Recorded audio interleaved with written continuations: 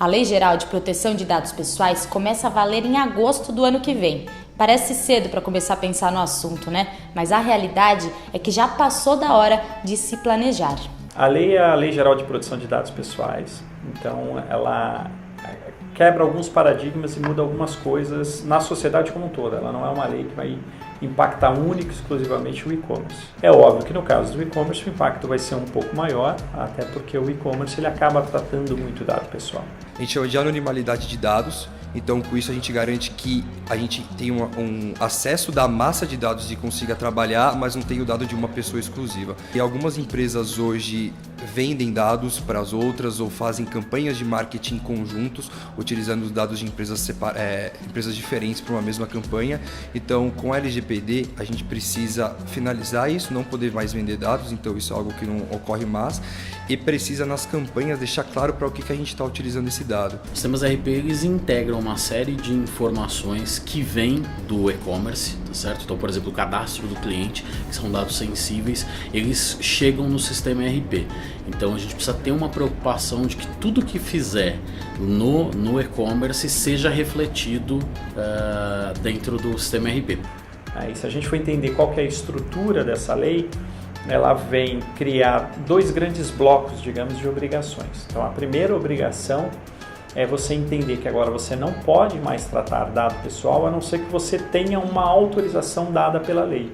E a lei prevê 10 possibilidades distintas aonde você vai poder tratar dado pessoal. Se você não se encaixar em uma dessas 10 possibilidades, você não vai poder tratar dado pessoal. Eu acho que ela traz oportunidade. Uma vez que você precisa deixar claro o que você está fazendo para esse candidato e para esse usuário, por que você está captando o dado dele, você precisa estruturar melhor as suas comunicações e fazer uma jornada para o consumidor melhor dentro da sua ferramenta de CRM.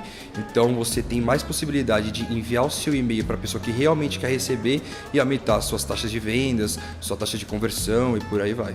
Por exemplo, imagina uma operação omnichannel, onde o consumidor, na hora em que se cadastrou lá no e-commerce, está fazendo a compra no e-commerce, ele diga que não quer receber nenhum tipo de promoção. Quando eu integrar essas informações no sistema ERP, esse sistema poderia disparar informações de promoção das lojas físicas, tá? Então a gente tem que ter o cuidado de quando trouxer essas informações do e-commerce, trazer também as informações da nova lei. O e-commerce ele vai ter que primeiro sempre achar a base legal, ou seja, se encaixar em uma dessas 10 possibilidades. Então algumas delas, né? Você tem o consentimento, que é uma base legal.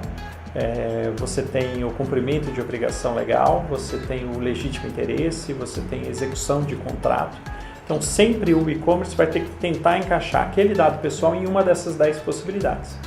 Quando mesmo encaixando em uma dessas possibilidades, ele vai ter que se limitar a não utilizar o dado para outra finalidade que não aquela que está embasada. A gente já viu no mercado algumas empresas que fazem compras de bases de dados de outras, a gente vê empresas que se unem e uma utiliza a base da outra para fazer campanhas e isso não é benéfico para o mercado, uma vez que o cliente não está sabendo que o dado dele está indo de um lado para o outro.